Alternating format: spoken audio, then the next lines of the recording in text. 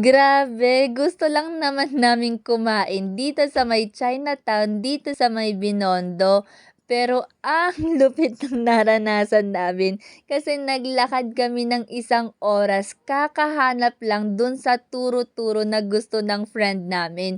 Kasi nga kababalik niya lang dito sa Pilipinas at nagki-crave siya ng mga turo-turo. Pero yung gusto niya, yung nagti-trending sa TikTok dito sa may Chinatown. Ang layo-layo ng linakad namin at sa wakas natagpuan din namin etong Lucky Chinatown at napawaw ako kasi ang ganda-ganda pala dito. Nakita ko na kasi 'to one time sa may TikTok na nag-trending at sabi nga sa TikTok, marami daw pagpipilian na pagkain pero nung nakarating na kami, shoot, konti lang ng pagpipilian, pero ang sarap naman tignan. Tignan niyo, oh, nakakatakam, 'di ba?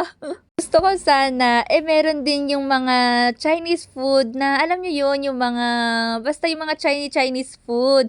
Kasi yun yung nakita ko sa TikTok, pero nung nakarating kami dito, shoot, wala, mga ganyan lang, pero okay lang naman. Yun nga lang, expected natin, mahal pa rin 'yan. Kaya ang ending, yung binili ko lang is yung tigta ₱35. Yun lang kasi yung kaya ng bulsa ko, yung tigta ₱35. Buti na lang linibre kami ng friend namin. Kaya ayun, nakakain din kami ng masarap na pagkain, char! Wala, taghirap gano'n talaga. Pero nagulat ako dun sa binayaran ng friend ko kasi siyempre tignan niyo naman ang konti-konti lang naman nung inorder namin. Pero shoot, nagbayad siya ng mahigit 700 plus.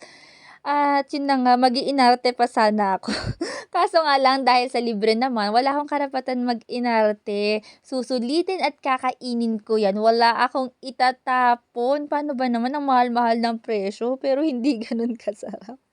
Pero yun na nga, gaya ng sabi ko, 'pag libre kailangan sulitin, kainin, namnamin, lalo na 'pag mahal ang presyo. Pero sabi ko sa next kapag pupunta ako dito sa may Chinatown, ang hahanapin ko talaga yung mga authentic na Chinese food kasi sabi nga nila masarap daw yun.